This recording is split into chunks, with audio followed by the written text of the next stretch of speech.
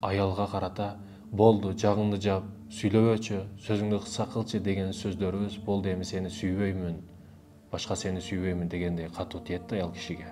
Негизи эле биздин кандай бир копол аракетибиз аялга катуу тийип калышы мүмкүн.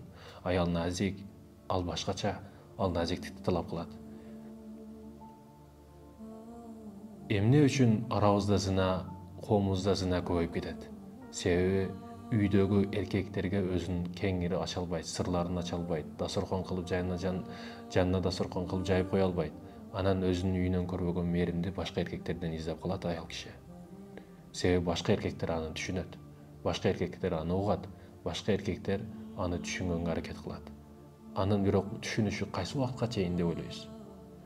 Жеке нафсынын кумарын каңгаганга чейин аны түшүнөт болду. Негизи эле мен сүйүүнү комуз черткен адам окшотом да, баягы комуз черткенди билбеген адам аркандай таң деген копол жана түшүнүксүз үндөрдү чыгарат да. Ошол сыяктуу эле чындап сүйгөндү билген адам, черткенди билген адам сыяктуу өтө кооз үндөрдү чыгарат. Сүйүү маселесинде урматтуу мекендешим, өтө күчтүү кафенин, сыйлуу адамдар келе турган бир повар сыяктуу элестетсеңиз, туура эмес тамак кылып койсоңуз, же иштен айдаласыз, же штраф болот, же дагы бир нерсе болот.